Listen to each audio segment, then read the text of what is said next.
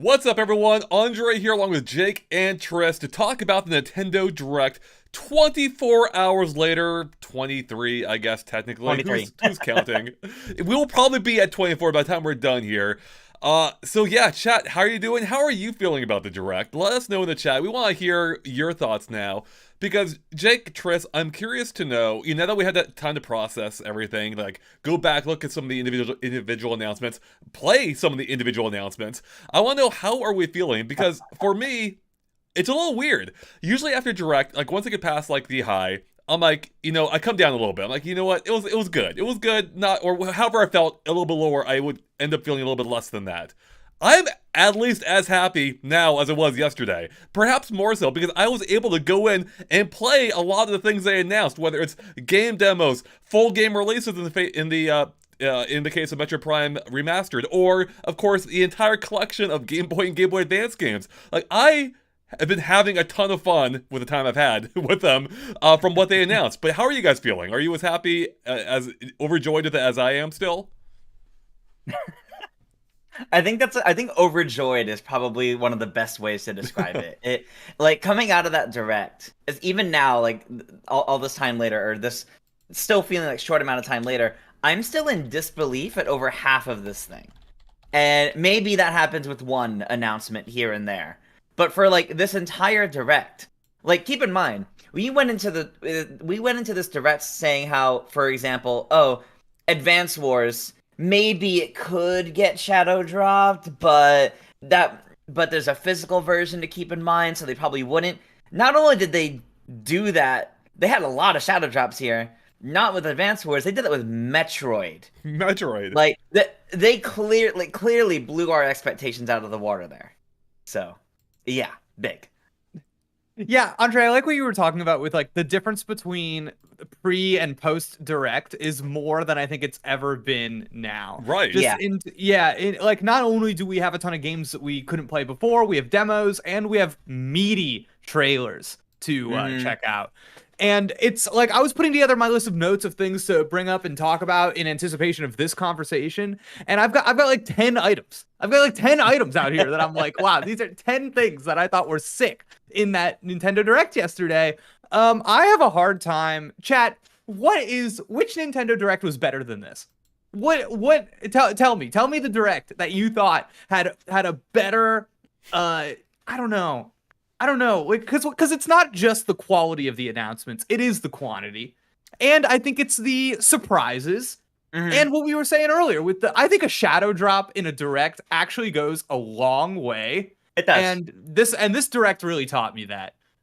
Yeah, it was cool. The Game Boy games, Metroid, come on, awesome. Yeah, I think you hit on a lot there. Real quick, Declan says post-direct clarity. I love it. Go ahead, Tris. I was gonna say I see a lot of people in chat immediately going to like E3s, and I think E3s are a little hard to compare to for like comparing directs, because E3s come with the show. They come with the show and all the hands-on demos and all the extra videos and Treehouse Live. That's a much more of a bigger thing than just a direct usually. That I think saying well, obviously an E3 was better than this direct. I mean, yes, because there's more to it than that. But I think I disagree. It goes a bit deeper than that. I disagree. What? I started pulling up the E3s that they're suggesting in chat, and they're not as cool as this. They're not like E3 2014. There are Smash 3DS. Oh, hey, Smash 3DS is better than Wii U. But anyway. Whoa! All right, that's a whole different live stream here, Tris. So I think there's a couple of factors here. One is the level of expectation. Now I know there were high expectations for this one regardless, but E3 is a whole different beast. Like you have a direct around E3, you're expecting big things, then inherently leaves with disappointment because it almost never lives up to the full expectations. Not that this direct is completely divorced of that either, but I think as Jake was saying, like we were surprised in some ways that we weren't expecting. And I think point two of that is this didn't feel like just purely marketing. Obviously, it still is. Directs are just, a series of commercials effectively. But the fact that it was actually tangible in this case, because we could play a lot of the things they're announcing immediately after, that actually really helps kind of like, sell just sell the entire experience and sell us on the games, which is what they're aiming for. Like having demos of Kirby, having Metroid Prime, a game we've heard rumored about forever, just shadow dropping upon announcement, upon reveal, having the NSO being massively upgraded with Game Boy and Game Boy Advance games. These are, and a lot of this are things that you have access to for free. Not Metroid Prime, of course, but the other things are effectively free. That is, I mean, if you have NSO, of course. But that is great. That is just so exciting. Jay, you're right, Andre. They sold directs as a concept because you're right. This is the difference between a Twitter drop and a direct. This is the difference. Is getting that announcement, being like, oh my god, it's right now, and everybody experiencing it at once. This was I think a great example on how to do a direct right. I do wish if there was one thing I could have asked for in this direct that wasn't there, I would have liked a tiny little smidgen of any game of a developer like talking about it just for a second. That's a good point. Either Pikmin or Zelda in this case. I feel like having somebody come out and be like, hey, here's that. Did you see that new thing? That was kind of cool. Like I could have taken that. It's such a tough balance because it's so easy to go overboard on that to the point where you're either describing the things we already saw or you're droning on too long. So I hear you though. When it's done well, it can really complement an announcement. And I think having just one of those would have worked well. Like Tears of the Kingdom is ripe for that, at the moment. Real quick, I got some super chats. First up was Mario Yoshi, who says, I thought the direct was awesome, but as a Mario fan, I feel robbed. By the way, do you think we'll get another Paper Mario soon? So a couple of points there. Yeah, not a whole lot in the way of new Mario stuff, although that Yoshi's Island track is pretty freaking cool. So that was a fun surprise. Like I myself have said, I'm enjoying the DLC. I'm kind of over Mario Kart 8 as a whole, but we've been playing this darn game for almost 10 years now. You show me that Yoshi's Island track, sign me up. That's the most exciting track that single track is more exciting than most entire cups they've released as part of the DLC. I agree. That track is sick. I think it's funny that. Okay, somebody in the chat just said it. Seriously, as a first character, why Birdo though? Because listen, we live in a Mario Strikers DLC world. All right, it's just we get these new characters. I don't even know why we care about new characters in Mario Kart 8 Deluxe. You know why? Because care is in the care is. You have to say care is part of the characters. There you go. So. Wow. Right. That was a thinker. I don't dislike Birdo, but I agree as the reveal of, oh my god, more characters are coming to this game. Like, I don't know, it would have been cool if it was Zelda, you know what I mean? Yeah, I agree. It would be cooler to have a real true surprise for the Mario Kart series. I will say though, of the more generic type of characters they could have gone with, Birdo's actually one of the better choices. Birdo does have a history with Mario Kart, hasn't been seen since Double Dash, as they were saying. We. And we'd seen almost like teases of her in subsequent games. I think in Mario Kart 8 even. And she they had a whole poster dedicated to her, even though she's not in the game. So I think she was not the worst character to start with. But yeah, so having more characters, each wave is getting better. Like they're adding new features, new things we didn't expect. And now I'm wondering, man, what's wave 5 and 6 going to be like? Yeah. And that's why I think Birdo is actually one of the best picks to start for characters with this, because you have Birdo and you have all the different alternate colors for Birdo. If you look at it as each wave of DLC theoretically goes up from the last one, if they put in a character like Pauline or Petey Piranha or one of the Kongs, people are going to say you can't top that. And arguably for a lot of people that have loved the Mario Kart series, they're kind of right. So Birdo as the start with all the different colors kind of makes her a good start, because it means that sets the expectation we can see more characters that people know and love in the remaining ones. So Birdo's the right character to start with because we can do better. It's a mix of that. It is a mix of that, unfortunately, but also because Birdo does have a lot of ties to in almost every game that Birdo and Yoshi are in. They're default partners together. So though Birdo's never actually appeared in a Yoshi game, to my knowledge, Birdo has a lot of ties to Yoshi, so adding Birdo with Yoshi's Island, of course. Nintendo themselves literally shipped them as a couple, okay? So that's all I'm saying. Yeah, they're cool. We got some more super chats. Lego fan says, what a great direct to start off the year. I still think 70% of the direct was just filler for me, but this felt like E3 2017. So that's an interesting point. So, I think for almost anyone, almost every direct's going to be filler to some degree, and I feel like filler's doing a disservice to those games. Like I don't care for JRPGs in general, really. But I know a lot of people do, so what may not register for me registers for others. So I think no matter what, there's almost no avoiding it unless you're literally a fan of every genre and every game series that exists. But by and large, as you were saying, like regardless, like this in particular did seem to be a strong direct. It really did seem to hit like almost every quadrant, like every sector. Like it seems like there was almost something for everyone in this direct. And I've seen, I mean, it's very rare that, at least in the social media space I've been exposed to, that you have this level of, like, it almost seems unanimous. Like people are by and large happy with this direct, and you almost never see that. You almost never see that. Can we talk about Pikmin? Yes, please. Yeah. Okay. I feel like there's been a lot of discourse in games lately about like how sequels are iterative and how you're like not allowed to be upset about that. And I got to tell you, Pikmin 4 shows up on the scene and says, this is how you do a sequel. We have a new, exciting camera angle that I feel like completely changes the way that you look at the game. Lets you know immediately that this is new, this is different. They go into this trailer, and even on the press release, the way that they talk about it, they're like, hey, this is a red Pikmin, the most basic thing there is. It's a starting point. At the same time, you've got that dog. That dog is a mechanic that we've Ochi the dog that has never been in a game like this before. I love the idea of like having a mount, being able to just run around really fast. It has a bunch of different abilities. You can even use it as a Pikmin to carry things around. Really cool way to like think about how you're going to use Ochi. And I really liked how I feel like that trailer, it was a we've got more to talk about. This game's coming later. We're showing that nighttime thing. You saw a lot of Pikmin that's familiar, throwing the little guys, carrying the little treasures, doing all that stuff. But I think there's more to talk about. That was an excellent trailer. Never been this excited for Pikmin. It was a great opener for it all too, honestly, because I mean, the last direct they showed it existed, and that was like it. They gave like the slightest look at the game, but this was like the full, like, this is your first proper reveal trailer for the game. Look at everything we got going on here. And of course, the dog. The dog is so good. I never knew a Pikmin dog would be so good, but now I need it. So yeah, at the time I was a little annoyed with the fact that after knowing about Pikmin 4 for years, seemingly it felt like it might be canceled at some point. They finally show it off, but with like the smallest, the littlest tease imaginable. And but then I see this trailer, I'm like, okay, I kind of get it. Like they get basically two waves of massive stories, people knowing the game exists, and now again when they actually show it off, properly. And I'm with Jake in this case. Like this game, I'm loving what they're showing off here, because this seems to be the biggest step up. Again, it's a little early to say for sure. It seems to be the biggest step up for the series that we've seen.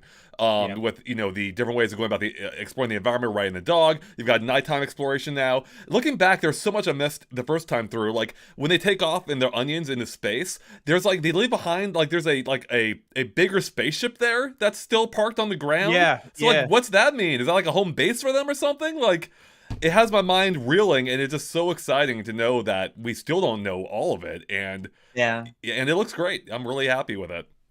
Miyamoto said, "I'm gonna." I scared the chat. I had ouchie face for a second. I did. I activated ouchie face Terrifying. for a moment. But yeah, I feel like Miyamoto said, we're gonna make Pikmin a big deal, and this is his best shot. Putting in all these different gameplay things. I even feel like I like the new characters. I like how they're talking to each other. The finding like that dead body in the cave. That's like a cool trailer moment. It's a cool, like, oh man, what's the gameplay around that gonna be? I think Ouchie's helping you, whatever his name is helping you sniff him out. Yeah, Ochi, yeah, he's like sniffing him out, like he's got an ability. Then you kind of like go underground because you see him shoot up later. It feels like there's so much more going on in this game. And I gotta say, I went back, I looked at Pikmin 3 visually, big upgrade, an upgrade. I am a theme of this direct is. This is looking awfully good for being on Nintendo Switch. That's a great point. Like between Tears of the Kingdom, Pikmin 4, and freaking Metroid Prime Remaster, which looks amazing. Yeah. It's like, this does not look or feel like a system on its last legs. Totally. Metroid Prime Remaster, by the way, I've been seeing people saying, even in the comments on our video, that it doesn't look good, that the old one looks better. And No. these people need to go see Mr. Beast and get their eyes fixed. Okay? Because I have no idea what people are talking about with this. That is the biggest cap I've seen in a while. That it is is a huge improvement. Huge. It's night and that day. is absolutely nostalgia. That is absolutely just like nostalgia goggles right there. Like, Yeah. Like, I can kind of see it. I remember when they first showed off Ocarina of Time 3DS, I'm like, that looks like barely an improvement over the original game. Then I went back to the original, I'm like, oh my god, it's actually a pretty big upgrade. And that might be the case here too, because the original game still looks good. Like, it still holds up shockingly well. But then you see this, like, oh my god. Like this, I mean, honestly, they could position this almost as, like, if they had told me this were on a Switch 2, I'd probably believe it. I'm like, damn, that looks good. I mean, at a first glance, I'm sure you could go in and break it down. Like, okay, well, obviously it's not like that much more powerful, but it looks great. And also, like, I've seen like some, for me, like the blowback from some on the $40 price point. I'm like, are you kidding me? They could have sold this at full price, which they've done for lesser ports from Nintendo. I feel like if a game had earned its full price, you know, it had earned the ability to sell itself at full price despite being a 20-year-old game, it's Metroid Prime Remastered. 100%. That rare Nintendo pricing W on this $40. Like, that's a great deal, yeah. The strangest hierarchy of Nintendo prices is emerging right now, where we've got Tears of the Kingdom at 70, Metroid at 40, Kirby's Return to Dreamland is 60, Advance Wars is 60. Advance Wars, I don't know what you're trying to pull over there. That's not gonna work. Advance Wars is 2 games, to be fair. It is one and 2, but yeah, but it's just fair. I feel like the delay was secretly really good for Advance Wars because we just talked about it for a long time. It's almost, it's like riding that Star Fox 2 hyperwave with like, oh, this game like hasn't existed for a period of time, so. Yes, yeah. Real quick, some more super chats. Pippintastic says, I'm excited for Fashion Dreamer, but I do wish it could have been something like Tamagotchi Life or Pokemon DLC. Thoughts? So, Tris. Pokemon will absolutely be something that we get at the end of the month around Pokemon Day. They always do something around Pokemon Day, some sort of Pokemon Presents. It's rarely in Nintendo Directs. Tomodachi Life, though, I would have loved to see something with the Miis here. I mean, the last one we had was Miitopia in 2021 with that really amazing Mii editor.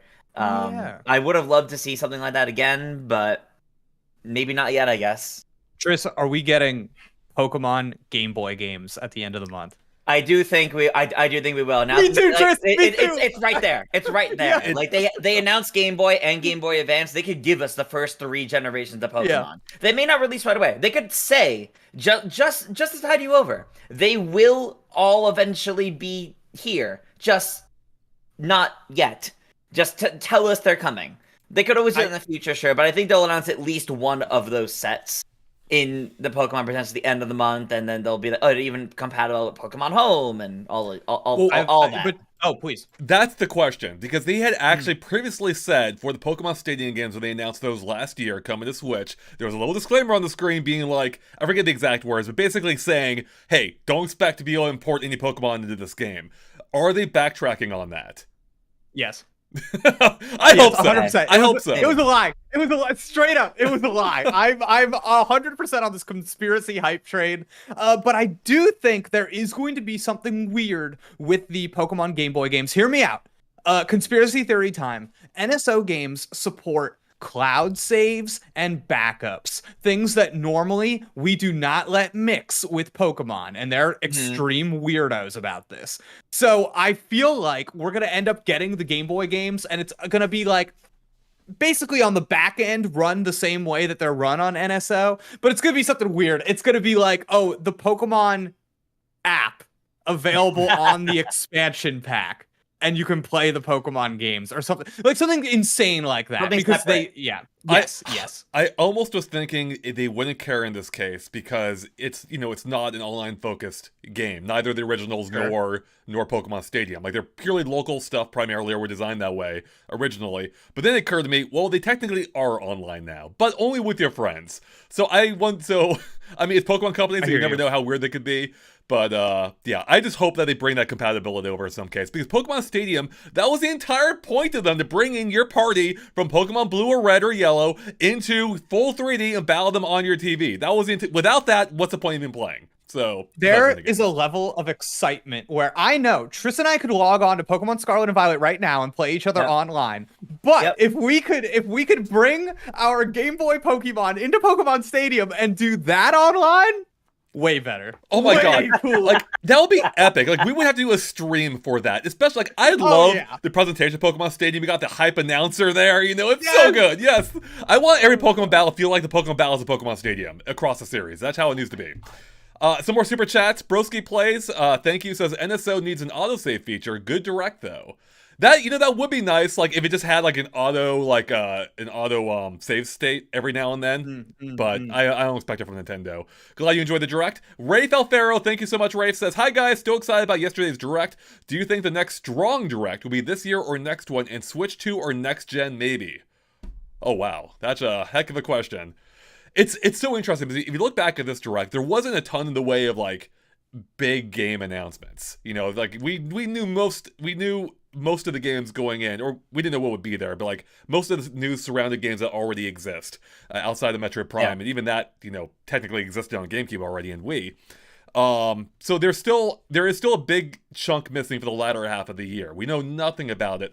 Now, some people have said there are no more heavy hitters after Tears of the Kingdom, whatever the hell that means. I don't think it means no more $70 games. No more $70 games. 100%. That's what that means. That's absolutely what that means. I agree, Tris. I agree. It's such a hard question to answer. I mean, I think there will be absolutely another big direct. Whether it's as strong as this, I don't know. I think it's going to be hard to match a direct that's as well received as this one. But if you have Metroid Prime 4 there, that might be how you do it. Here's the deal. Something big is coming out this fall, and we don't know what it is. Exactly. That's a great point. So, like, so I feel like it's pretty obvious it's going to be a Mario game. And I think we can pretty much count on that. So, like, another direct that has, like, a Mario game on top of it, I feel like we're going to see Zelda again for sure. So we've got time. We've got time for some good directs, definitely. Yeah. I'm also like, I'm on this train right now, being like, hey, tell me about more Game Boy games. Tell me about, you know, I'm in, baby. Yeah, I want to talk about this more after reading the super chat from Disney Duncan, who says, I saw a Red Dead in the Tears of the Kingdom trailer. Yes. That's so cool. Nice. The Game Boy games are freaking awesome. I have been obsessed with my analog pocket since I bought it a year ago. And yet, even knowing that, like having them on my Switch now, I'm like, all right, this is pretty great. Especially for those who don't have access to the Game Boy games already, which I imagine isn't a ton of people, given the fact these games are, 30 plus years old at this point. I love it, and I encourage everyone to try them out. Like, some of them can be a little difficult to go back to for the visuals, the black and white visuals purely. Stick with it, though. There are some, like, great gameplay experiences in there. And it harkens back to an era where, like, games are just overall simpler, and at times I want that. I don't want to sit there for hours figuring out a combat system. It's like, no, you get this. You jump, you punch, and that's all you need. Wario Land speaks to me. Games like that. Speaks to me, sings to me. And there's some really cool bonuses here too, depending on how you play these games originally. Metroid 2, for instance, I was talking to Jake earlier about this. If you play it with the Game Boy Color filter on, it's arguably the definitive version of Metroid 2, because the Game Boy Color was designed by the team that made Metroid 2. So they designed a specific color palette for that game. They apparently based the Game Boy Color hardware largely around Metroid 2, and they made it look as good as possible. Play with the Game Boy Color filter, it looks amazing. Also, Super Mario Advance 4, Super Mario Bros. 3, I hate that numbering scheme still. I'm still not over it. They included the eShop level, the eCard levels. So originally, so cool. That's awesome, because originally these were levels you could only access by buying freaking card packs with having this big bulky eCard reader on the Game Boy Advance, and even then they never released all those cards in North America. So even if you bought them all, you couldn't play every level. It was only in Japan that got all of them. You had different power-ups, like different brand new levels in there. On the Wii U, which of course no one owned, they actually included all the levels for the first time in North America for free. And now they're back again on Switch, a platform people actually own. Play it. It's basically a whole new Mario. Jake, there's your new Mario right there. They included a new Mario in Mario 3. You probably haven't played it, so... It sounds like money. Yeah, sounds- Yeah, There you go. I'm with you. I had a weird realization booting up these Game Boy games where I'm gonna need chat to tell me if I'm an old head or a young cutie, because I booted up these Game Boy games and I was like, oh my god, we finally have hit the generation of retro games that like I am super familiar with. Yep. So I'm turning on all these games and I feel like Triss out there. I'm like, oh, I remember that. I know that. I got that data in my head, you know? And I think that's a big reason why I'm excited for the Game Boy games. But I also think specifically the Game Boy Advance ones, these games are modern in a way that I think is really exciting. Pulling up Mario and Luigi on Switch is like, that's like a, man, what a gift. What a sweet gift. I like, that is such a good time. Okay, I'm getting a lot of old heads in chat. That's all Oh right. shoot! Oh my god! I muted someone. Okay, I see now. People, why are people like spamming old though? Well, I asked if I was an old head or a young cutie, and they say I'm an old head. So Okay, it's all right. I may have hidden someone. I didn't realize that was part of the bit. I'm sorry. I only timed you Okay. out. You should be back in a little bit, I think. Okay, now they're starting to they want to be nice. Now I'm getting some young cuties. So- I Okay, appreciate it. Thank you. So, like, because you even mentioned like Mario and Luigi, which I still find hilarious. A week after I beat the game for our streams, it's now on the Switch again. But I love the fact that both the Game Boy and the Game Boy Advance, had some really strong titles in the starting lineup, and we had the promise for other strong titles coming to them. The Oracle games, like Zelda Oracle games, are coming to the Game Boy one, which really excites me because I love, not just because I love those, but other than on your Game Boy Color, the only other way to play those is going away in a month on the 3DS. That's the only other way to be able to play those, and now you'll be able to have them right there on your Switch. The password system in those games is going to work great with the screenshot function, I tell you. Did they reveal the F-Zero GBA game is gonna come? Was that in the list? Yep. Wow. Let me tell you There's this. your online F-Zero. There we go. Yeah, there you go. No, That- like there's some really good picks in there, both for what's currently on there at launch and what's coming. And I'm sure there's going to be other great titles that come to it, and it's fantastic. But I want to lead us into a couple questions. A couple people in chat bringing this up, which is a great point now, because one of the games that we got for, I think, the GBA wasn't actually released in North America originally, but now it was. Oh, is this? Oh, okay. Never mind. Sorry. Go ahead. So I thought I was this going to Mother raises- 3 for a second. I am. I'm Oh, using that as an example. Could this finally be how and when we get Mother 3? Because Stop. we got Earthbound Beginnings. We did get Earthbound. Like I don't mean to be the Reggie, but we got Earthbound Beginnings originally on Wii U. It was brought to the NES Online, Earthbound on SNES Online. We know they have a tendency to release the old games. They did it with the SNES Mini with Star Fox 2. We get your point, Triss. Yeah. So is it possible that we actually could see Mother 3? Which feels so weird to be asking. It's the kind of thing that feels impossible until it actually happens. So Exactly. It's been so long, but it does open a door that didn't exist before that maybe, akin to how we got Star Fox 2 again eventually on the SNES Classic and then on Switch Online as well. Nothing's impossible. The problem with that game is that it has some questionable elements to it that I don't know Nintendo ever wants to deal with. And ignoring it is the easiest solution to that problem for them. With that being said, it'd be awesome if they actually did add it, and if they did, oh my god, like that would blow up. Like that would be that people will probably subscribe to NSO expansion pack just for Mother 3. So Is Mother 3, this is an Advance Wars situation. Is Mother 3 even good? Chat, I need you to get in chat right now. Type out honestly, and then yes or no. Just, is Mother 3 good? Dude, that's gonna be. Yeah. I can run a poll. This is 100%. Oh, it's not gonna go below 90% for no. I can guarantee it. Are you serious? No, I mean everyone's gonna think it's everything good. What's the question? What was the question? Is exactly? Mother 3 actually good? Yes, they're all gonna say yes, Jake. Yes. Everyone loves Mother. here. I'm doing a poll. Everyone freaking loves Mother 3. Okay, hold on. Is Mother 3 actually good? I think at minimum, and some people in chat have said this too, I think at minimum it will get added to the Japanese version of the app. Wait, whether make it an gets option- localized or not, who knows? But Make an option never played it as well. Give them the option. Okay, yeah, that's fair. Yeah, it's always good to add that third option. Like I always add, like, do you actually care about polls or whatever? Yeah, don't make the third option like, is Jake an old head? Like, don't do this. All right, we're asking the community. We'll check back in a couple minutes here. Okay, awesome.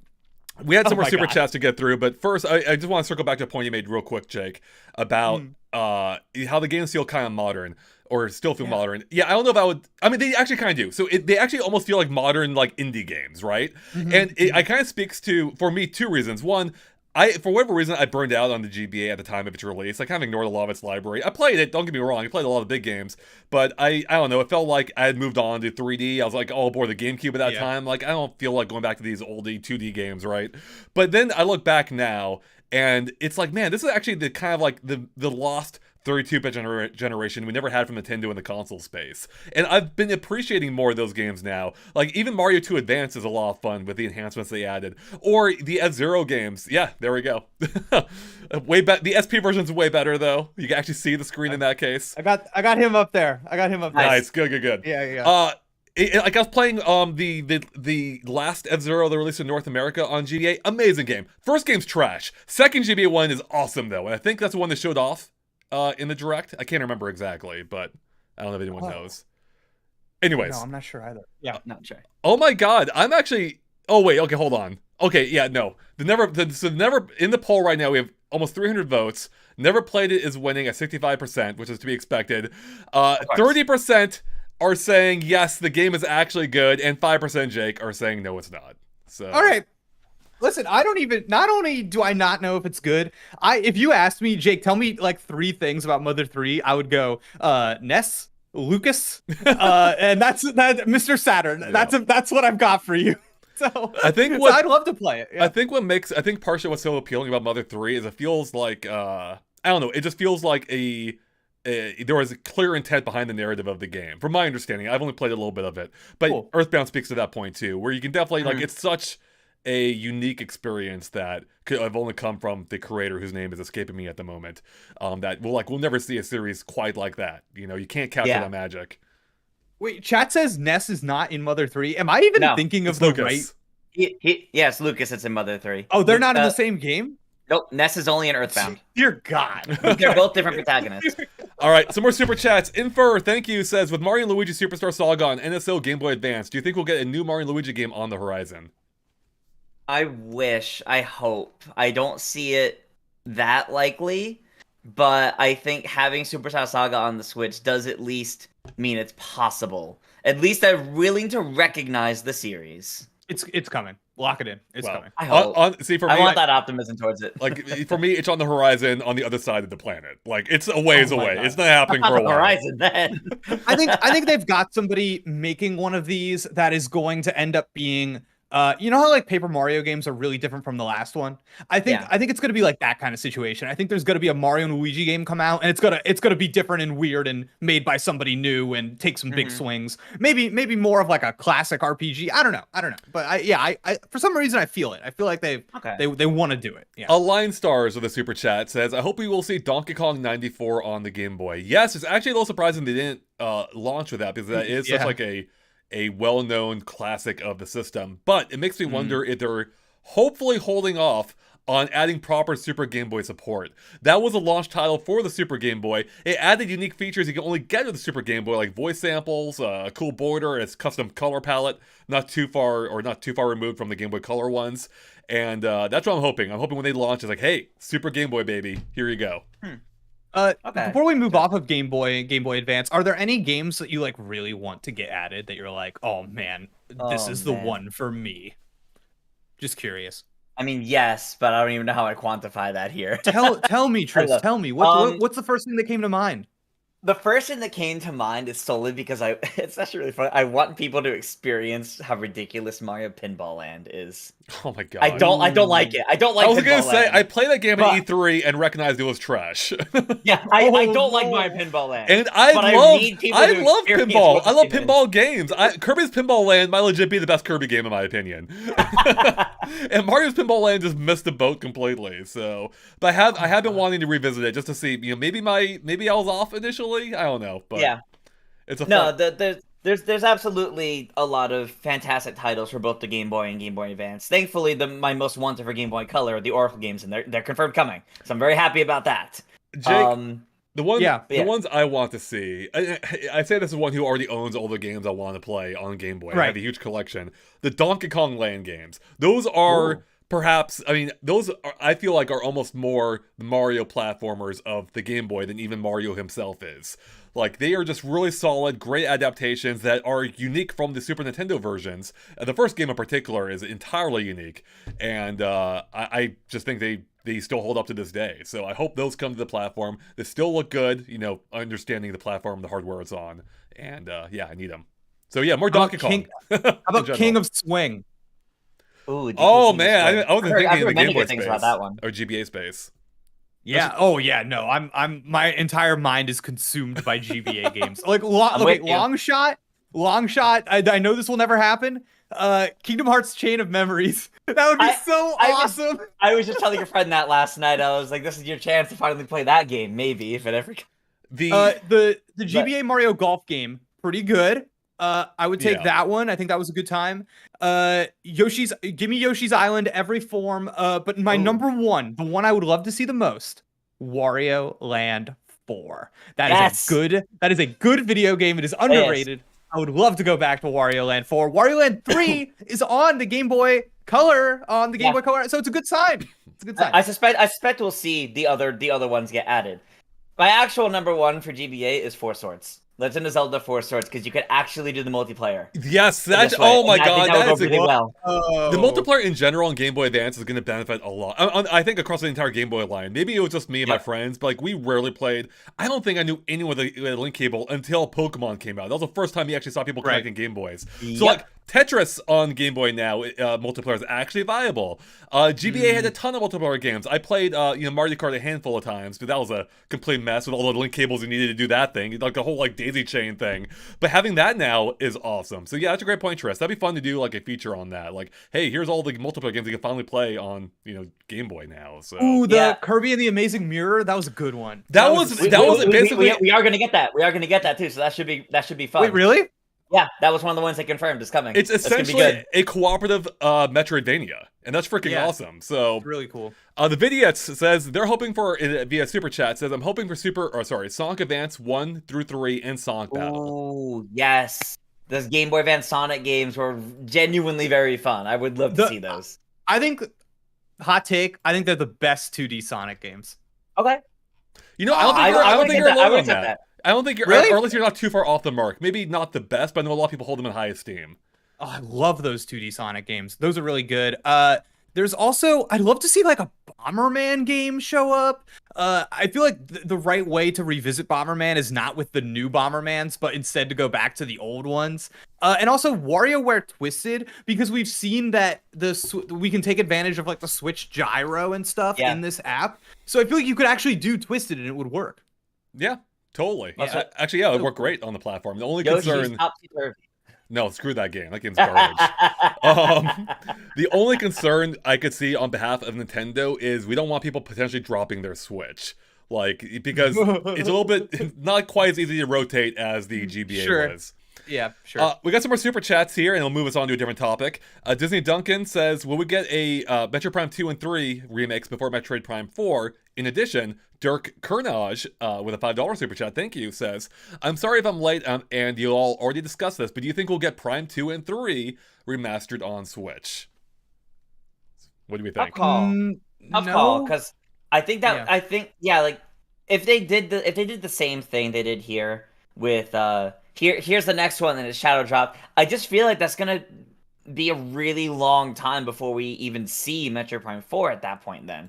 So I almost feel like the closest to that we would get would be a Mario 3D All-Stars styled port of 2 and 3 that aren't as prettied up, remastered as Metroid Prime 1 is. If we were to get them. I kind of feel like it's just going to be this one remastered, and then we'll eventually get 4. Do 2 and 3 need a facelift as much as 1? Would people say that 2 and 3... you could just port them over and they'd be fine? it's awkward now. Actually, Metroid Prime, this amazing remaster, makes it awkward because Yeah. I would argue originally the GameCube version, the first game, didn't need it either. But now that we see how good the remaster looks, the second and third ones are going to feel out of place if they don't get a similar upgrade, which I believe, based on some early reports from a while ago now, it sounds like Metroid Prime 1 might be the only one getting the remaster treatment, or I would say more of a remake treatment, with the second two going for just, more typical Nintendo style up-res everything, and that's about it. So we'll see. I mean, it's hard to sell people so many of these Metroid games. I feel like it's just hard to do that. To say over the course of X amount of years, maybe 1, 2, 3 even, we're gonna sell people 4 Metroid Prime games. Like, I don't know. I like can't see that being on the shelves. It is asking a lot. Yeah. It kind of is, especially because it's series. Again, this might just be me speaking. It kind of gets less good the longer it goes. Like, Metroid Prime's still the high mark. 2 was decent, but had, its Dark World is divisive. And 3 actually wasn't bad, but it also wasn't amazing at the same time. Not in the same way that I felt like, again, Prime 1 was. So it almost might be a detriment to the series to release 2 and 3. People might just burn out on it. I don't know. What about Other M? I don't think people. No. Yeah. There's no way. There's no way. There's no way Other M comes out before Metroid Prime 4. Okay. All right. Just checking. We have another super chat here from Pippintastic again. Thank you. It says, was there any game that was shown in the direct that made you go, oh God, no? I don't think so. No, I don't think so. Yeah. No, I mean, honestly, I don't think so. Looking at the list of everything here, nothing stands out as a Splatoon 3. I don't want this. Actually, Splatoon yes. Splatoon 3's expansion made what me, is made that? Me go, what is what a that? Joke.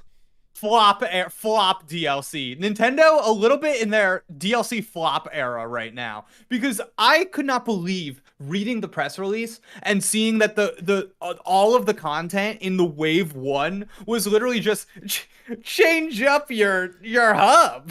It's a reskin. You're reskinning the hub. What the heck is that? That is I also think it's like taking advantage of people that like Callie and Marie so much. It's like, oh, you love those first 2 idols, don't you? Well, give us money and you can hang out with them.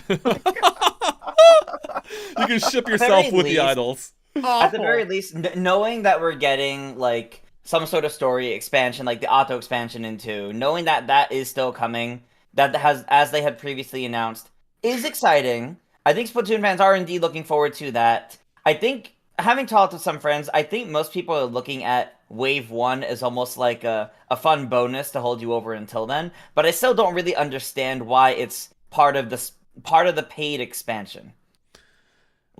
It just feels like a weird decision to me, but I still wouldn't say it was something that I looked at the direct and went, oh, this is awful. No.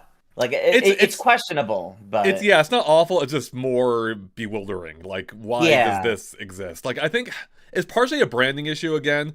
Calling it Wave 1, it puts it on the same level as Wave 2, which it clearly is not. And it's just kind of weird to position it in that way. I feel like had they been like, hey, we're making the story expansion great as a bonus, completely not overselling what this is. If you want to be an Ecopolis, here you go. It's still weird to me. It just fundamentally is a weird thing to offer. Especially because Splatoon's whole deal is that, they've long been going for this overall, making it, not, I want to say super immersive, but kind of like an authentic environment, right?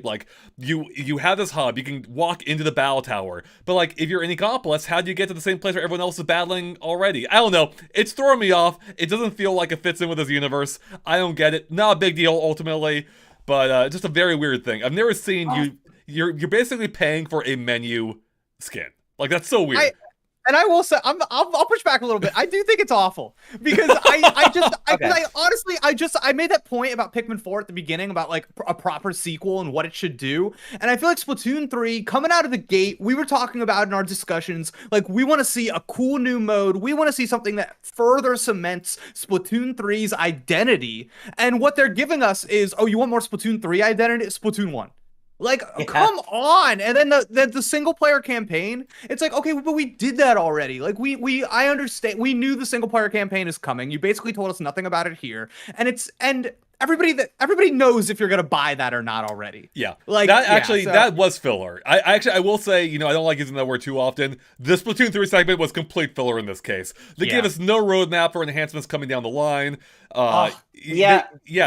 Apparently the Japanese account, like as I just learned before we started, apparently the Japanese account tweeted that soon we'll hear about what's coming with the next season and updates to the game separate from the DLC stuff. But like, wouldn't it have been better to lead with having a trailer for that stuff and then here's a look at the like group paid DLC stuff? But the group update, the online group update. What is going on? They told us about this before the game came out, that we would be able to group up based on a hashtag, and we still cannot do that. It's so annoying. Like, I want to play with all of you at home right now. I want to play with you. I can't.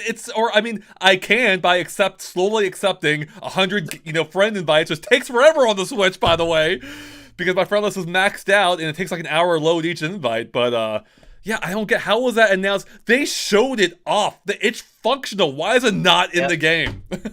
Platform 35 in the chat. Where is online table turf battle? That too. I'd like to know that as well. They confirmed that to us. Online. They confirmed that existed, that it would happen during our previous session, Tris. Do you remember that? Or to both of you? Oh my god, they did. Yeah. They oh my god. I think we're the ones who broke the news on that before Nintendo. Yeah, we did. Yeah. And it's still not here. Where is online table turf? Where? I don't get it. I feel like Nintendo's kind of dropped the ball with Splatoon 3. I'm going to be honest. Agreed. A little bit, but... Yeah. Still a good game. Great game. Oh yeah, still fun. But don't get me wrong. I have a fun time whenever I go on to it. But it feels like for as long as the development cycles seem to have, like it's not in the state it probably should have been. So, all right. You know what? There's a big elephant in this room. A divine beast-sized elephant that we have not addressed yet. And that is a super chat from Disney Duncan being, we got a little Amiibo news. Is Sora still coming? Oh my god, great question. Was Sora ever confirmed? Tris, do you know? No. Sora was never confirmed, but I feel like after Pyro and Mythra release, we will find out if Sora is getting one. Wow, I would actually get that one. That's where I'm at with Sora. Oh, yikes me, am I right? Yeah, I'd love that Sora amiibo. That'd be such a good one. I bought that Zelda amiibo, the Link amiibo they just announced. I managed to snag a pre-order for that. I'm happy about that. Andre, were you trying to transition us into Tears of the Kingdom talk? Oh, I was, but I'm abandoning it. I'm abandoning that transition now because I want to talk about something before that, Jake. And it sounds like you got something ready to go for Tears of the Kingdom, so we'll launch into that shortly after. Okay. But I want to give a shout out to Samba de Amigo, Party Central, coming to Switch. Finally, I have literally been asking for this freaking game for years. It makes so much darn sense. I'm almost swearing explaining this. It makes so much sense. You've got the Joy-Cons. They're maracas. HD Rumble was made to convey the feeling of a maraca. Finally, after 6 years, it's here. I can't wait. I'm excited. Andre, did you see, though? They confirmed you can't use Joy-Con. You have to use 2 Pro controllers.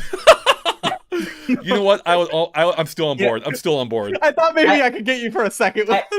Did they actually confirm? I would need to look back. Did they actually confirm HD Rumble even being in the game yet? They have not. I don't think, as far as I know. I hope they do, because it'll be so weird if it isn't there. There is no way it's not there. What do you think this is? Breath of the Wild? Of course, it's gonna have HD Rumble. Oh my god! By the way, I was so excited watching this trailer yesterday. I didn't even see that they actually have someone in the bottom corner of some of it, like actually doing the. You can actually see them playing the game. Yeah. So do you like the music? Is it just the action of doing it? It's both. I'm not a huge music game, rhythm game fan in general, or genre fan in general. Occasionally something I'll latch on to something, and Samba de Amigo is one of them. I think because just like the more simplistic action of like just you just raise your arm, shake to the beat, and then you have like the clear visual indicator combined with an awesome soundtrack before, it really does just make a really fun experience, and one that's so easy to convey to others. It's like, it's literally the easiest thing in the world. You just shake your maracas at the proper height and that's it. It's so great. So wow. Yeah, I highly recommend it. I've got a shout out from the direct last night as well. Nobody on any game channel is going to talk about this except for me. So here it is. WBSC eBaseball Power Pros. Everybody gets out of this direct and downloads Metroid Prime Remastered. Not me. You know what I played on my lunch break today? Power Pros, baby. How was it? And I gotta say, there is basically this is a baseball game, by the way, the biggest played baseball franchise. Basically.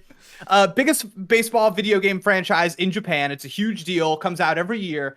And there is feature parity with Mario Strikers Charged. And this game is $1 That's awesome. on the eShop. $1. It's published by Konami. And I think they're trying to see if people are interested in this franchise. And I got to tell you, if Mario Baseball can look at the mechanics, the way that the pitches are being thrown, you control the fielders, you control the batters, all the different stuff here. If we could get those mechanics into a Mario Baseball game, we would be, oh my God, we'd be having fun in the sun. This is a good baseball game. Really into it. Can't wait to play online later. If you're interested at all, $1. $1. That is an absurd price. Like, I believe Nintendo takes a 30% cut, I think, of every like eShop sale. They're probably losing money on this game. They're probably losing money on it. And let me share, when you first get into this game, when you first go in, here's my screenshot on the Nintendo Switch. A woman greets you and says, "Thank you from the bottom of our burning baseball-loving hearts for picking up Power Pros." For spending $1. Wow. Have you ever been thanked so profusely for spending $1? Chat, go open your Switches. Buy this video game, please. I want another one. Who's the publisher again? Is it Konami? Konami. You know what? I'm kind of loving this comeback arc for Konami, right? Yeah. Like, they're on the upward swing. I'm loving it. It's great. They're getting back to making games. I'm loving like the low price, the kind messaging in the game. That's great. Like, I always liked even. Go ahead. No, just really quick, chat. I got people in chat popping off saying they're buying it, and chat is filling me right now with the love, dude. I love this. Oh my God, yes, chat. That's awesome. I want people tweet me screenshots of the player you create for yourself. You play in this game. I will accept all Power Pros love, please. Oh my God, so hyped on this game. And again, a random thing in this direct, I saw this game, 5 seconds of footage in that montage and said, well, I'm buying that. Saw that it was $1 on the eShop, figured it was a price error, spent it, downloaded the game, and no, it's just a good time. Just a good time for all. Yeah. Well, that's impressive. Awesome. Yeah. Manuel says, totally buy it, Jake. I'm so hyped. So yes. Awesome. Actually, Super Song's asking, does it have online play? Oh, huge online tournament thing. That's like the meat of the game. It's all about like building your team, playing people online, getting your rank up. Really cool. It's really fun. Trust me, once you jump into the tutorial, teaches you how to swing, how to pitch, you're gonna go, whoa, wait a second. Baseball though? Yeah, it's a good time. Nice. I want to do a quick shout out because I know no one else is gonna have anything else to say on it, but I want to make sure I say it so chat knows I addressed it, given it was tied to my game of the year from last year. The Xenoblade Chronicles 3 expansion pass. I admit, when they showed Wave 3 and Yet Another Hero, kind of for whatever for me. Didn't really care for the second one that much. I'm more holding out for the story DLC, which I did not expect them to show off yesterday. The fact that this big story expansion, which, for those who may remember, Xenoblade Chronicles 2 had a major story expansion that was the size of a full game, like, as a separate thing. And they even released it separately later on, too. So it was a big deal. This one looks to be tying together the stories of 1, 2, and 3 all together. That's a huge deal as someone that's been a big fan of this series. And I was blown away by what little tease they gave of it. And I'm very excited for that. I just wanted to make sure that got said. I know there's no other comments to be said about it. I recognize Shulk. I feel I should get some points for that. Fair. That's better than your Ness. Boy. Yeah, exactly. The Shulk was on the screen. I said, Trish, that's Shulk, right? Oh, that's awesome. Paul Gale with a super chat, thank you, says who provided $2, says here's a donation for 2 copies. Great direct. Well, thank you, Paul. Appreciate it. You know, if you bought like anything from this Nintendo Direct, you got gold coins, and you could use those gold coins to buy Power Pros. Yep. There it is. Yeah. I love Lego Fan Super Chat here, who gives a spectrum of prices in this direct. Tears of the Kingdom, $70. Metroid Remastered, $40. Baseball, $1. It's actually good, though. I know it sounds like it's not, but it actually is. We'll have to have you do like a Game & Watch or a review or something for this game. Broski Plays with a super chat says, yo, Jake, I bought it with my gold points. Yes, let's go. Oh my Nice. god. How many gold points did that everybody. equate to? Like, how many gold points equals $1? I think 100 gold points. Yeah, I 100? think 100 gold points is $1. That so. makes it sound more Yeah. expensive than it actually is. Like, $1 sounds cheaper than 100 gold points. It's true. All right. I think it's finally time to talk about the divine beast-sized elephant in the room, and that even makes sense.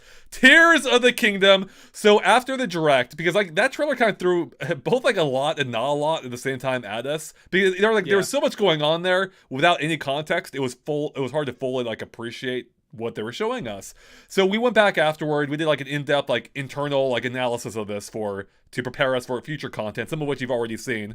And you know, I this game is so interesting because I feel like for as much as they showed off, which is I feel like this is finally the most they've shown off of like actual gameplay. This is the only time we've seen actual gameplay. Yeah, there's still so much freaking mystery. Actually, it's not Tris, because we saw them use like the backwards thing. But not much of it before. But there's still so much like lacking context and mystery surrounding everything. That's still difficult, at least for me to really latch on to like what kind of game this actually is, except for one thing that I kind of realized it during the direct, but I realized it even more after, is the fact that you can build your own vehicles in this. You can make your own hovercraft, your own car, your own hot air balloon by gluing together all this random crap, and that basically makes this a spiritual successor to Banjo-Kazooie Nuts and Bolts, a vastly underrated game, and Nintendo was able to take that idea, that genesis of an idea, and really like build a whole, like make it make sense within this world. Man, I'm excited because one of the things that a lot of people really enjoyed in Breath of the Wild was how you could like attach balloons to anything and fly them around. And the problem for me was that there wasn't a whole lot of reason to do so. You can just climb wherever you wanted. So they gave me a good reason to build this cool contraption in this game. I'm so there for it. I'm so excited. What I love is it feels like it's looking at what people did in Breath of the Wild and saying, I see what you want to do, so we're going to let you do that. Like, people, like, for example, there was that glitch that people discovered where if you take, like, 2 minecarts and stack them on each other and use, like, the magnets and you just send yourself up into the sky. And now it's like, okay, we're going to give you a way to actually do that. And it feels like it's answering the creativity that players have been giving Breath of the Wild, even now, all these years. People lining up a bunch of weapons to spell out things with lightning. Right. Like, it's answering that call of creativity. And I'm really interested in seeing how far people take that. I'm curious to what degree it'll actually affect like the game, but how much you'll need to do, of course, too. But yeah, I'm not gonna lie. Seeing it first, it's definitely titillating. Like you know, it is like it sparks joy, and it's like a cool, new, interesting thing to see in the sequel. I think a lot in this trailer impressed me. I have 2 concerns about building cars. One, I hope it doesn't get too complex. I hope it doesn't get like bogged down in trying to make something work, and I can never do it right. And 2, if I'm being like honest with myself about Breath of the Wild, I never got on a horse. Ever. Yeah. I was just walking around scouring the world, getting every little thing. And sometimes like I saw a little bit of this vehicle stuff going on there, and I was like, am I ever gonna do that? Like actually? Or am I just gonna walk around? So I'm curious to see how it plays out. But I'm also definitely curious about just like what we saw in the trailer seemed like bespoke vehicles that were almost meant to be designed that way, and I'm curious how creative you can get. Like, can I make like a sick like unicycle type deal, or will something prevent me? You know what I mean? I wonder how you can make it work, how I can make it like work for me. But knowing this is a sequel to Breath of the Wild and how everything's about like systems and just being creative, I feel like it'll just work. But yeah, man, it's so cool.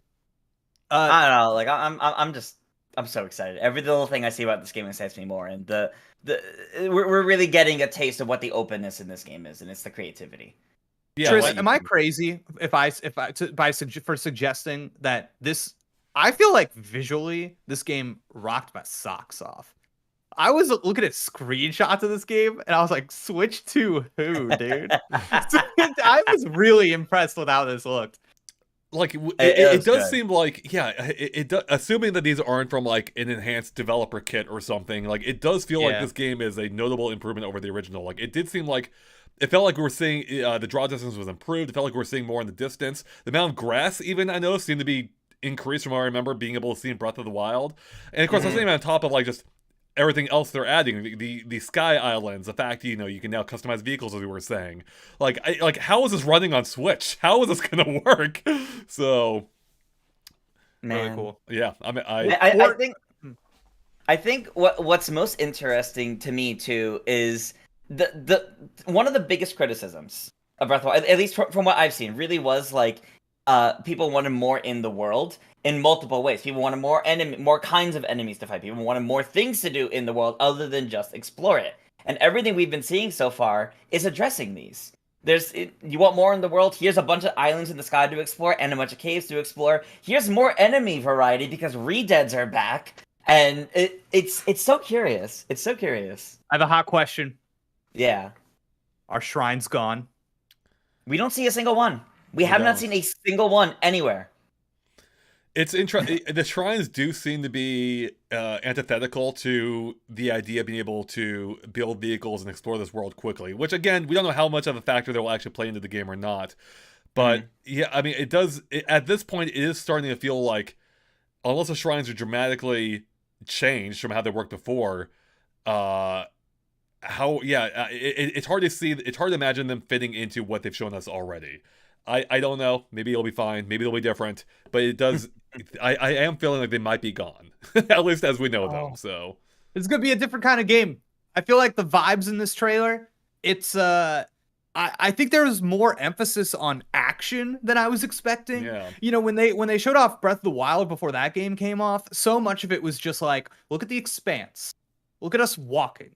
Look at all this stuff around us. And now we're showing off this game, and it's like, brr, brr, you know, it's like, oh my God. It's like, look at his hand, you know. It's a completely different vibe. Yeah, it really totally cool. Is. Yeah, Breath of the Wild had a clear, like, objective, a clear goal. It's like, you see it, you can go there. That's it. That was the whole point of Breath of the Wild. This game is very different, and I don't think we've dialed in yet on exactly what it is. Maybe it is creativity, as Triss was alluding to. Maybe it's something else. It's hard to say for sure. But we've seen all these different abilities, and even like the trailer segment, you know, the portion that suggesting build your own vehicles, that was a small part of the trailer. It was a handful of scenes linked together, and literally with Link, and that and that is it. So we still don't have like a good like idea of the overarching point of the game, and I'm guessing that's when they, you know, whenever we see it next, to start filling in those gaps. Maybe it's intentional. You know, I mean, Nintendo's been shockingly like, what's the word I'm looking for? Secretive of this game, even by Nintendo standards, with the game being basically 3 months away. So I don't know. I mean, it's kind of cool. It's kind of you know, refreshing for once to not know everything beforehand. But, you know, maybe, you know, I'm hoping that's for good reasons rather than we don't know what this game is either, you know? Like, we just threw a bunch of stuff in the sandbox and told you to have fun with it. It feels like there's a lot left to show, too. Totally. It feels like, you know, the replacement of the Sheikah Slate with the hand. And I feel like since we saw that little Link being like a little dewdrop going into the thing, we like haven't seen that again. Yep. And like so many things that have yet to be explained. Oh, also, I've been thinking about Tears of the Kingdom. I've been thinking about the name. I feel like a tear is gonna be a thing in the game. That's like a mechanic.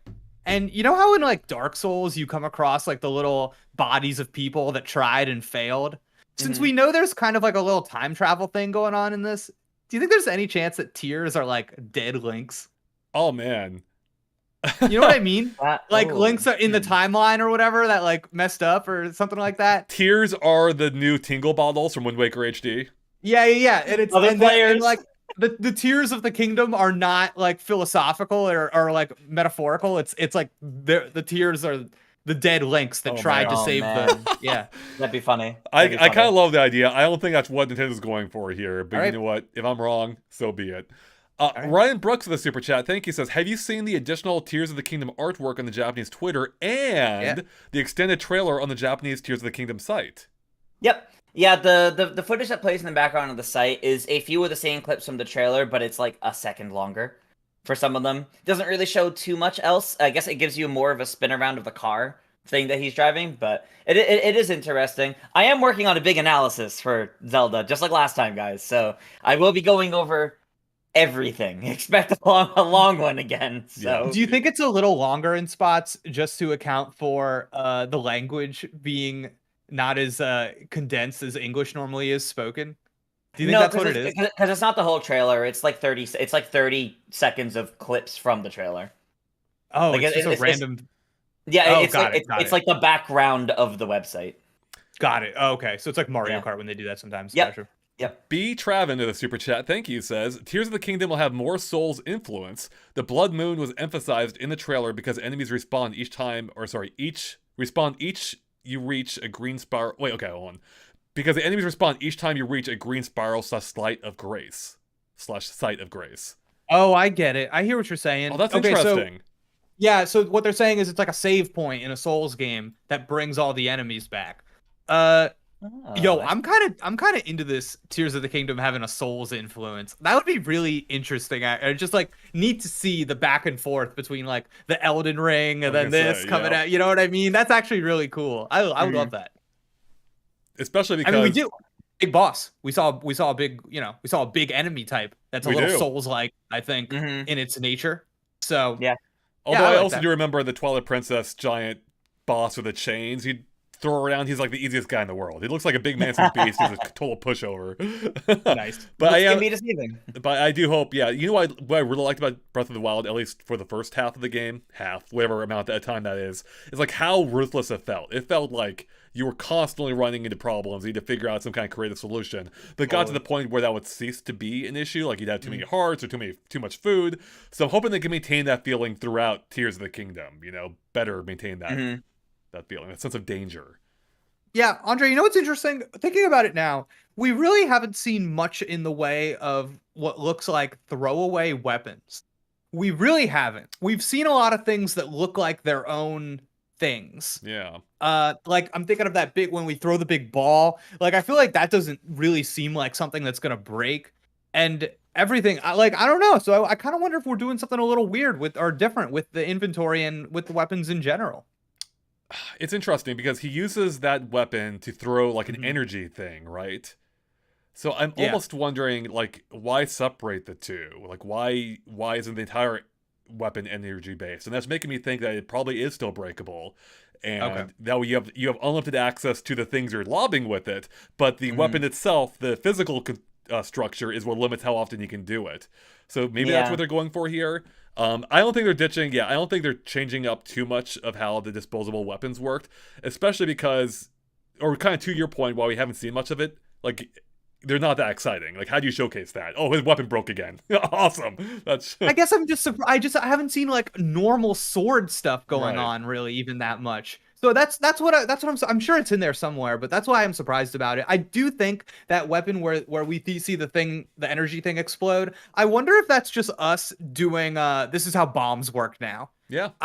You know what I mean? And that would actually be a smart way of not restricting it, because I feel like bombs are almost a little OP. I think we talked about this before in the original game, but they had infinite access to them. It's still funny to me, kind of, in a game so much based around having this very breakable, disposable inventory. Oh, by the way, you can have as many bombs as you want. Hey, there was a cooldown, but if you were creative with your round and square bombs, it didn't matter. If they share the cooldown, that actually would probably help mitigate the issue.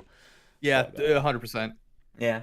Wi-Fi FRFX with a super chat, thank you, says, do you think that Tears of the Kingdom is part 2 of a possible Zelda trilogy? That's interesting. I mean, I don't... On the one hand, it's weird that we're getting a direct sequel at all, because that's kind of rare in the Zelda space. But it also, on the other hand, Breath of the Wild almost seems like a branching path / reboot for the series. I don't think we're just looking at a trilogy here. Like, I think if 2 is successful, they'll make a 3rd. If 3 is successful, they'll make a 4th. They'll keep going on with this trajectory, possibly, while also retaining the old style of Zelda games, maybe through the remakes or maybe something new, a top-down, who knows. But I think Breath of the Wild is essentially its own line of games, and they'll just keep it going for as long as it's successful for. Wow, you really think they would do another one? Oh, 100%. Yeah, Tears. Man, of course. Yeah, like I'd be shocked if they don't. Like, they can't. Wow. Like, you can't rebottle this genie. Now that Breath of the Wild has shown how Zelda can be, they can't put that away until people get completely sick of it. So. Don't you think they've got something over there at Nintendo though, where they just don't do this for whatever reason? and they'll like the next Zelda we see will be like, oh my god, I can't believe Link has wings now, or I don't know, or like a tail. Oh my god, he has a tail now. What's up with that? Like I don't know. Is this Avatar? But even just like in art style, I feel like part of the franchise's deal. I don't know. I think they've got too many ideas to keep going in one continuous story, to be honest with you.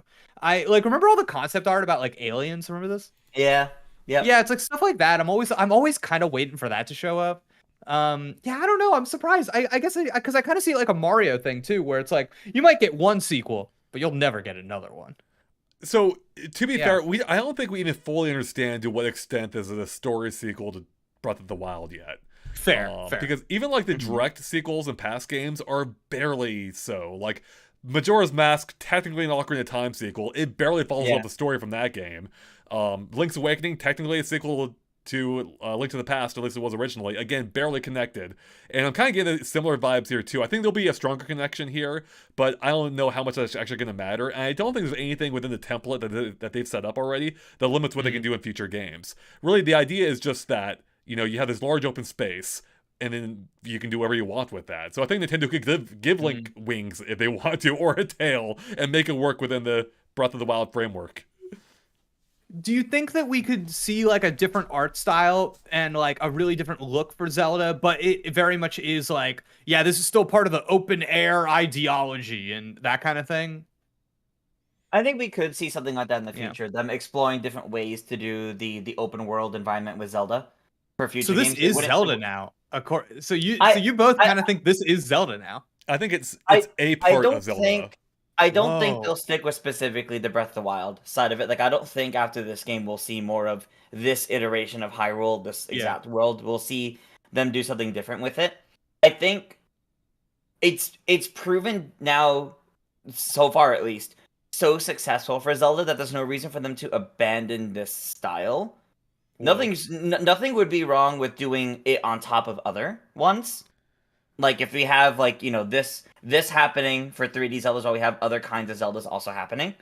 And maybe they alternate between them or something like that. But I don't think they would abandon this idea entirely after this. I just don't think it'll be the same world. It's the most successful Zelda they've made. Yeah, there's no way they're abandoning it. It's probably a big reason, if not a significant reason, for the Switch's success. Like, had the Switch not launched with Breath of the Wild, I think we'd be looking at a less successful platform overall. I think that showed this was a legitimate platform. It's a legitimate console that you can take with you on the go. Had they launched it as 1-2 Switch instead, we would not be talking about Tears of the Kingdom right now coming to the Nintendo Switch. But I feel like before Breath of the Wild, no, it's not a fair comparison. Never mind. I was gonna say there was a most successful Zelda game before Breath of the Wild, but I think it might have been Twilight Princess. And if I had to guess, Breath of the Wild probably doubled those sales. Oh man, I'd love to know if you could pull that up. I'd love to know. I'm looking right now. I'm curious myself. I think that's an interesting question. Because if it is that big of a jump for the Zelda franchise, then I kind of do hear what you're saying, because to most people, this in their heads, this is Zelda. Yeah. So so it would be hard to get away from that, because then you'd be giving people something that is unfamiliar, even if all the veteran fans know it as kind of something else. Jake, no. if these numbers are accurate, gonna be bad. Twilight Princess sold just a little under 9 million copies. Breath of the Wild is over 30 million sold. We're talking at least 3 times as successful. And Twilight Princess was a launch title on, prior to the Switch, Nintendo's most successful console. So and note, Nintendo considers whenever they're marketing Zelda and it isn't Breath of the Wild, they default to the Twilight Princess iteration of Link. If you look at the Nintendo store in Tokyo, all like the murals, great point. They have the statue of Twilight Princess Link. Behind the Breath of the Wild Link and Zelda, further back, they have Twilight Princess Link. Whoa. So yeah. Blown away right now. So, real quick to kind of start winding things down a little bit. First off, how are we feeling about Tears of the Kingdom now that we had the time to process the trailer? Was that a good trailer? Did we see enough? Are you more excited for it than you were before? Do you have a better idea what this game is than you did before? I do actually. I think so. It's hard to pinpoint exactly still into an exact word, but I think I understand what they're trying to go for with this game from this one trailer compared to the three that we had before it. I think I have a better understanding what they want to accomplish here because we actually saw some more significant gameplay this time and what looked to be pieces of story elements. So it feels like now is when we're starting to get the sense this is what they're trying to go for the game. People are going to start finally being sold on it if they haven't been thus far. This is going to be the greatest game of all time. I love it. I'm not even kidding. Okay. I feel like it's all coming together. Nintendo showed me something yesterday that I wasn't sure they were capable of doing, which is we see on every other platform as the you get closer to the end of the console cycle, people just know how to use the hardware better and you see better developed ideas. And I feel like that's what we saw from Tears of the Kingdom. I saw a late Nintendo Switch game where they're operating at their full powers. And I think after Breath of the Wild, you kind of just have to trust that these people really freaking know what they're doing. And I think now that this isn't a game that's essentially being ported over from the Wii U, and it is coming off of the success of Breath of the Wild, it just feels like everything is in place for this. I'm not like, this isn't even hyperbolic. Like the greatest game of all time. Like that's where it's at for me. So yeah, I feel extremely confident in it. Yeah. It's weird. I basically agree with you, Jake. I'm still not entirely sure where I would like rank the Tears of the Kingdom trailer among like Nintendo's greatest. I don't think it's quite up there. I think it's a trailer you almost have to do the work yourself. You have to like dig in there and be like, okay, why is this game exciting? and and I think having done that to a degree, it's like, oh, it is kind of like more, I think I mentioned it a little bit before, like they're really leaning into the sandbox side of things, I think. And so it's less about, it may be, I mean, again, we don't know for sure, but it seems like it may be less about the exploration this time. It's more about what the hell can you do in this world. And that was a big part of the Breath of the Wild success. Like, as Tris, I think, was saying earlier, like, you still see videos coming out showing off novel things in the game that we hadn't seen before. 6 years later, that's absurd. So they give us more tools, more things we can do, like especially with this potential vehicle creation. Oh man, this could be something. We're gonna see some insane things, some insane vehicles out of what people are able to put together. I can't wait for that. Totally. All right, I want to know now what in particular made this direct a success. We're all still riding the high of this. When usually, like at least for me, I'd have a crash afterward. Why is this? We touched on it earlier, but why? Like, if Nintendo were to try to repeat the success of this direct, what would you tell them? Like, if they're like, hey, Jake, what can we do again to make it a direct as exciting as this one? What would they have to do? Look at my Switch home screen. Look at how all of these are new things that did not exist before yesterday. You know what I mean? You don't have Metroid Prime 4 or Metroid Prime on there. So listen, that costs money, Andre. Yeah, no, right? I'm just speaking to your point. The fact that you don't have one of the big games on there. Yeah. Totally. Yeah, I also didn't download the Sea of Stars demo. Because I don't want to demo that. I want to wait for the full thing. But I think that like I really think that leaning into this is such a dumb thing to say. I'm so sorry. But like the shadow drops are important, turns out. Turns out a shadow drop can really change the way that people think about your event.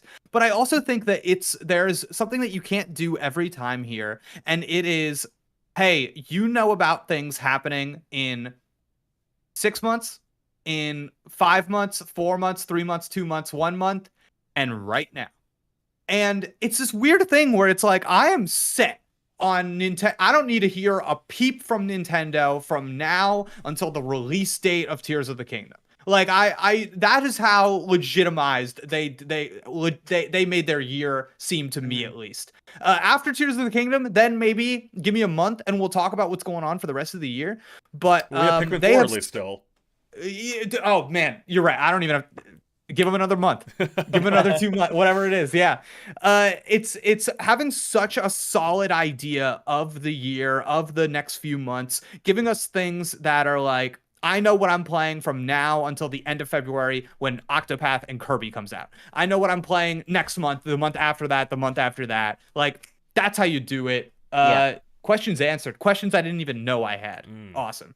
It's not even just as simple as, oh, bunch of shadow drops, because plenty of Nintendo Directs have shadow drops. You'll have a random demo here or there. You'll have this game's out on the eShop now, but rarely is it ever the big deal of Metroid and like Sea of Stars, the big popular one that people are really excited for, and Octopath Traveler 2 getting its demo, and Kirby. Like, it's rarely those. And the whole NSO one, did N64 launch after that direct, or was it like a week later? No, it was the expansion pack didn't launch right away. Oh, you're right. Yeah, so the amount of things that came out right away for this was important, because I think a lot of Nintendo Directs, you'll get maybe 1 or 2 things right away, and then otherwise the closest thing is maybe a week, maybe 2 weeks, because they want to give time. So this gave you a lot right now, on top of what we already know is coming rest of this month, next month, as you mentioned, Jake, basically every month for the next 6 months, including right now. This was a very well-balanced direct that also borderline overwhelmed you with how many things you could do right now, right after it. Yeah. And that's how a lot of consumers are with games. They want to know what they can do right here, right now. These games are great, but they're months out. What am I going to do right now? Oh, you gave me more than an entire night's worth of things to do right now? Cool. They waited, dude. They waited for the right time. They waited until they had all of these things lined up. That's the moral of this story. Don't give me a Nintendo Direct until you're ready. That's, yeah, really cool. Yeah, I think it's all about the balance. Like having a timetable for things to look forward to in the future. We had that with Tears of the Kingdom and Pikmin 4 right now, especially with what they showed of both. But then also having things more in the immediate future too, and knowing which announcements belong to which category. And it seems like Nintendo kind of perfectly struck that balance this time. If you say Game Boy's coming in the future, not that exciting. You have it right now, bam. Exactly. That's a big deal. You have people like engaging with that immediately, whereas by the time it would eventually come out, had they announced it earlier, people just may not care anymore. It's like, who cares, That's smart. Having Metroid, having a game that's been rumored and known about forever, to the point it's been so long people are starting to doubt its existence, being the Metroid Prime remaster, having that be a shadow drop, genius. That's how you counter the fact that people have known about this game forever. You just drop it out freaking nowhere.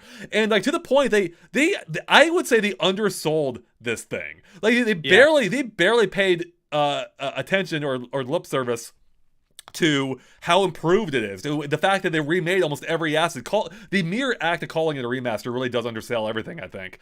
And having that $40 available instantly, genius. That's a great way of going about it. So I also feel like their mid-low range games were also like hitting the right beats, because I've seen people all through yesterday and today be like, oh, Ghost Trick, that is freaking huge. Somebody's gonna pop for that. Someone was in our chat hoping it was gonna be there beforehand. Yeah, that was so cool. Fantasy Life, I've seen some people talking about. Love that on 3DS. So cool to see like a graphically nice version on Switch here. The baseball game, for me, I feel like there were the Fashion Land game, whatever that was. I've seen some people talking about that on Twitter. They got a really good mix of big top level stuff, Pikmin, Zelda, mid-range stuff, Metroid Prime, Splatoon probably, Mario Kart is probably in there too. Maybe some people that's a top level, and then like the low level stuff. It was really balanced out. It wasn't like the last time where I don't even remember what they talked about besides the farming games. I don't. So yeah, great point. Like good pacing, good announcements. They seemed to know their audience in this case, what they would want to see. They really nailed it. Real quick, I have to give a shout out to Brandon Hope for the super chat too. Who I think this message came in as we're talking about Ghost Trick, as I was mentioning the fact someone called yesterday. I think this is Brandon, because Brandon says, I cannot believe yesterday I predicted Ghost Trick. I'm going to push my luck and say next direct against Space Channel 5. LOL. Hey, in a world where we're finally getting Samba Amiibo on Switch, anything's possible. So yeah. Wait. How do we feel about Mario Baseball, a game we made up, not being there? So I mean, go ahead, Tris. I'm actually kind of glad it wasn't, because I think this would have been really overwhelming if it also was. Because of how if it was there, overwhelming. Come on, but that too much good stuff. I don't want more goodness. But aside from that, though, I think I'm fine with this, because I don't want the Mario sports games to be an annual series. Because even if it's different developers, I want them to have time and effort put into them and not feel like they're barely releasing with anything. So that's so funny. There's some developer going, listen, you think you want Mario Baseball to get announced now? Trust me, you don't. Well, and it kind of, and actually, and to your point, Tris, it kind of, I mean, again, it kind of speaks to how Nintendo goes about marketing and timing and everything. Like, maybe if Mario Baseball does exist, which I hope it does, but we don't know for sure or not. Yeah. If it does exist, maybe now wasn't the proper time for it. Maybe it's due out in the future. Maybe they know that, hey, it actually is coming out not too far in the future, but maybe it'd be better time for a future direct. If an announcement now takes away from a future direct, maybe it's better spread out a little bit, kind of to Jake's point, like timing everything, right? So exactly, and I think that's okay. Like, I think yes, we didn't get the game that we spent quite a long time in our predictions hyping up, but that's okay because I think we were all feeling pretty confident it's gonna happen at some point. If it didn't happen here, it just means it wasn't time yet, and that's okay. Yeah, fill a spot, late summer, early fall. Get ready for the World Series. Get ready for playoffs, October. That's how we make it happen. We got another super chat from Pump Daddy C. Says, do you guys think Wind Waker HD and Twilight HD? What a question. What a question. Not now this that we've year. got Metroid Prime Remastered, that is real. And I think we all kind of agree that these things probably exist in some form. Right? I do. Yeah. I'm of course. I mean, I feel like if Nintendo hasn't explored the idea, they'd be stupid. Like, there are two of the few Wii U games of value that haven't yet been ported, but they're not going to come out obviously before. They're not going to come out before Tears of the Kingdom. Obviously, they're not going to come out shortly thereafter. But to try from Tears of the Kingdom, I think there is a chance that they could be fall holiday titles. Or at least one of them, or early next year. I would be shocked if they don't hit the Switch at some point. What is the fall Switch game? Just throw a dart. I don't know. I mean, we talked about earlier. I don't think we know it yet. Maybe a new Mario. I mean, Metroid Prime 4 is still. I mean, it could be Metroid Prime 4. Like the fact that Metroid Prime actually is out now, the fact that they've held off so long in this game that seemingly has been done for a while. We don't know for sure, again, or not, if that was the case, but seemingly done for a while. The fact it took this long for it to come out suggests it's lining up for their marketing for Metroid Prime 4. So that actually could be their big holiday title. It could. It does not feel impossible with where we are at right now. All right, well, if I'm throwing a dart, Smash Ultimate 2. Oh my god. Get out of here, Jake. I'm gonna take that dart and rip off the dartboard. I don't want Smash Ultimate 2. It's too soon. What if it has 8 new characters? Oh my god, Jake. Pretty good. 8? I'll pay $60 for 8. Oh, hey, Disney Duncan with the $5 super chat says Wind Waker is having his 20th anniversary this year. So here's the thing with Zelda anniversaries. Zelda is like one of the few Nintendo series where they evidently care about the anniversaries because every HD remake has been for the 10th anniversary. Wind Waker HD was for 10 years. Oh my god, has it been 10 years since Wind Waker HD? Skyward Sword no HD. Way, that's a lie. 10 years. Yep. No, it has been. It was 2013. That's impossible because the amount of time from Wind Waker to Wind Waker HD was greater than the time from Wind Waker HD to now. Okay. Whoa.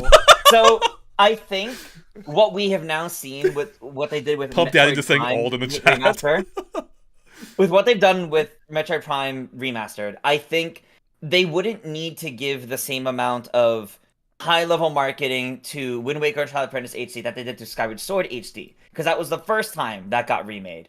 They know Zelda will sell. If they just did a similar thing that they did with Metroid, with Wind Waker and Twilight Princess, those would also sell. They could easily do that at any point, I think. Mm-hmm. Wind Waker HD Rumble. That's what they'll call it. Yeah, there you go. We need our Breath of the Wild with HD Rumble first. Well, Tears of the Kingdom had HD Rumble. We don't know yet. We legit don't know. Man. Right? Hope so. Yeah. I hope so too. Especially, oh my god, if you can, dude, it has to, because you can feel the rumble of the vehicles. We need it. We need that HD Rumble. That'd be nice. Mario Odyssey's motorcycle is like one of the best HD Rumble experiences I've had on the system. So yeah. All right, we had a super chat from a while ago from Saint Lugia. Is that how you say it? I think it's a Pokemon. Is that how you say it? Yeah. Okay. Saint Lugia says Nintendo didn't have a big June game. Do you think the Pokemon Presents will have a June game? I think we will see DLC releases in June. We may not see a full game, but we may see that's when some bigger DLC things happen. If Pokemon gets DLC, maybe that'll be when the first one hits. Maybe we'll see. Maybe that'll be when the big Splatoon story hits or Xenoblades. Like I think that's what we're gonna see then, because Pikmin's the big July game. So I think a month that's not super big between Tears of the Kingdom and Pikmin is okay. Yeah, that's a good point, honestly. That's kind of why you have these DLC things fill in the Yeah. gaps. I mean, listen, there's always a small possibility that you see like the first half of Pokemon Scarlet and Violet DLC, and then the second wave or whatever comes in the fall. I don't know why. I feel like they're not going to do that this time, and it'll just be one DLC in the fall because they need the sweet, sweet time I think to I can do that to too, work on actually. that game. I You think know what I that's mean? good. So yeah.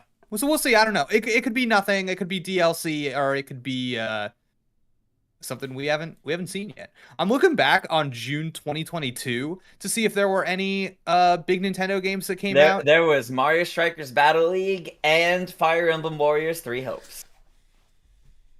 Man, Those were the two. Like 2 weeks apart, yeah.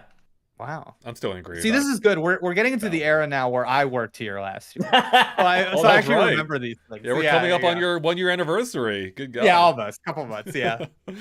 Gosh, Killer cool. Kaiju had said, I really want to see Mario Baseball happen. For Andre to get, because Andre got me psyched to see that. Yes, I think we're all psyched for it. So Okay. Yeah. we need it. Eventually. For the next year, that's all we do. That's all I want. Now that the direct's over with, give me my Mario Baseball, darn it. Yeah. Oh, you know, one more quick thing we did talk about with Tears of the Kingdom. Ganon's voice. We heard it. We heard him talk. Yes. Yes. How are we I did. feeling? I like it. I like it. It sounds menacing. I need to hear more, and I want to see how it looks paired with his model talking, his character talking. But I think the voice is the right kind of menacing for what Ganon should be, and it does kind of remind me of like the gruff kind of laugh they gave him in almost every game. So Yeah, I do like that fits. Kind of what Yeah. little we heard before. Jake, still mixed? Yeah, I kind of think Zelda sometimes suffers from the first instinct problem, where if you like imagine what something will look or sound like, they just go with the first instinct. And I Mhm. think it might have been like more interesting to just hear like any other, like, what's your second instinct to than that voice? Because even with like I don't know, I don't really like any of the voice acting in Breath of the Wild, to be honest with you. Like every time I have to hear Zelda talk, I kind of hate it. I'm like, oh, Link, I'm like, no, don't do this. Like it's just there's a degree to which it's a little I think cartoony in the wrong way, but also just characters are doing voices in a way that I think limits their vocal range to a very small degree. So because they're putting on such a heavy character voice, they're like the emotional range doesn't seem super wide. Yeah. And that's kind of what I got out of Ganon too. I was kind of like, "Oh, you're doing this thing." And I'm like, "Yeah, okay. Like it would be cool if Ganon had like a quiet moment. What if he did that monologue and instead of screaming, he was like just doing it kind of like seriously and quiet? That would have been like, whoa, different choice. Different. So I get what I you don't know. mean. I'd I do see a see I different think, choice. I think for me, and it might be what you're getting at too, Jake, it's less the voice, and maybe I'm wrong, it's less the voice, it's more the performance. And Yes, I don't yes. even think that's a fault necessarily of the voice actor. It's probably a fault with just the direction and however they record these things. Just because it, like Zelda in particular, for instance, just feels a little flat to me. Like I'm not getting like any kind of emotion out of that voice. Like it's literally just someone reading the words. So it sounds like to me. And maybe that's what they're going for. They're trying to go for like a more like, you know, regal, you know, more just like, you know, trying to convey just her being above it all, I guess. I don't know. I don't get that sense even either, but who knows? And especially with it, you know, being a game directed in Japan, you know, I don't know how much, you know, that may play into the performances, given the fact that NCL may not be, you know, I don't even know. Like, but that could be a factor too, right? That language barrier perhaps could affect what they're looking for in the performances. But I've heard that in other works as well. Like whenever you have that language barrier. Oh, for instance, a great example is what the hell was it? Squid Games. Like the director, you know, that was made in Japan, or Korea. I'm sorry, Korea, I believe. And the English voice acting was terrible. Great show. The English voice cast was horrible, and it's because they, you know, they weren't as familiar with our language, of course, as they were in Korea, with Korean. So I don't know. Maybe it's a factor, but in any case, yeah. Yeah, I also think the big problem though is that Link doesn't talk. That was the problem before. It's the problem now. So anytime we talk about the voice acting, I'm just like, yeah, we're gonna see some scenes where somebody's talking to Link. Like, oh yeah. Dave D says, I don't know why, but I'm not that hyped for the new Zelda. I think, I think it's the kind of game you're gonna have to play. Like, because based on how creative it seems they're going for, how creativity based is based on, it seems like you have to dive in yourself and just figure it out. That's what it seems like at this point. Yeah. Couple more super chats. 20 BMG says, I always wished for a Professor Layton collection, but the fact that we are getting a new Layton game has me hyped. So, and Triss, you probably agree with that? Yeah, Layton. Cool. Yeah. I forgot about that. So, yeah, like they had these like little bite-sized surprises in there, which were just really nice. Valentine, with another super chat, thank you, says, Super Smash Bros. Ultimate 2 newcomers being Octoling, Paper Mario, Ring Fit, Imposter, Carmen Sandiego, Muscadara? Who's that? And Meowscarada from Meowscarada's one of the new Pokemon. Ah, okay, that's why I didn't know it. All right. And Guiji. Speaking of words I don't know, in a word, I want you to summarize this direct. One word, what was this direct like for you? Jake, we're starting off with you. Goat. Goat? Goat. Dear yeah, God. goat. That's a goat. All right. Yeah. Good. Triss, how about you? Successful. Fair enough. He's not wrong. Objectively correct. So. That's like a B-. It was a show. It's like when my tutor writes after I really try really hard. Jake was successful. You were successful. That's how we should do all like internal like performance reviews. Successful. Successful. I would go with surprising. I think like I was actually surprised at points, and that's what I like. I like being surprised, whether it was for things we already knew coming up or things coming out the same day. Like I did not expect things to happen as they did, and that was awesome. So, all right, I think we wrap it up there, everyone. Thank you so much for watching us discuss a direct 24 hours later. Chat, let us know before we log off or as we're logging off what you thought of it. Did you enjoy it still as much as you did before? Sounds like a lot of you did, but we're always happy to read that feedback. Otherwise, we will keep you entertained, hopefully with more direct videos. We got a lot more coming up, so stay tuned for all that. Triss's Zelda analysis will probably be epic once it gets out. So whenever, yeah, that's a long one. All right, everyone. Thanks for watching. Catch you later. Bye.